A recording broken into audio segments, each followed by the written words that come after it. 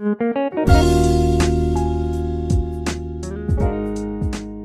what's up guys? Welcome to Future Tech. Well, here for selfie cameras on phones, while still maximizing screen space, is a tricky business, and Asus brought a pretty smart solution last year with their Zenfone 6, and his flip camera. Now they're back with the new Zenfone 7 Pro, and it has a flipping 3 cameras this time around. Let's see what this phone has to offer in our hands-on video.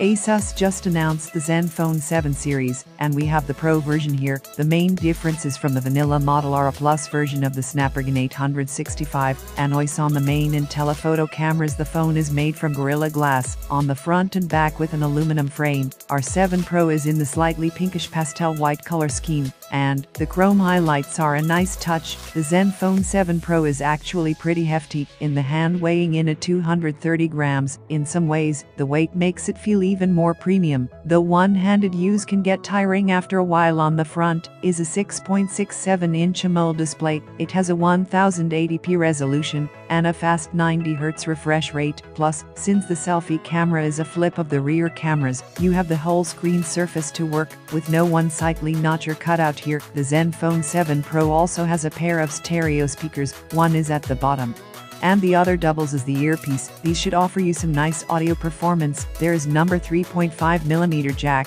This year though, unlike the Zenfone 6, you'll have to use an adapter RUSP headphones instead of an under-display fingerprint reader, which you often see on phones with AMOLED. There is a capacitive one located on the side, which doubles as the power button. It can also act as a smart key, giving access to customizable shortcuts for apps or functions. Let's dive more into the flip camera setup. There are 3 cameras housed within a 64-megapixel quad-Bayer main cam, a 12-megapixel ultra-wide angle cam with dual-pixel autofocus that can take macro shots, and an 8-megapixel 3x telephoto zoom. And yes, any of these can be used to take selfies. It's still made of quote-unquote liquid metal like last year's model, but now the flip has a new, more powerful motor design with more precise movement control, and is rated to be twice as durable. It's fun to play around with, and you can get some interesting camera angles. With the preset positions, we expect great performance from these cameras and stills, as well as videos from the main cam. You can record in 4K at up to 120 FPS, as well as 8K at 30 FPS. The chipset of this Zenfone 7 Pro is a Snapdragon 865 Plus, the best you can get right now for an Android phone. Besides supporting 5 grams connectivity, the chipset should provide performance that's fast and smooth, especially with content games and apps that support the high refresh rate screen and the zippy ZenUI. Now in its 7th version, there are 128 or 256 gigs of storage on board the Zenfone 7 Pro, which should be plenty,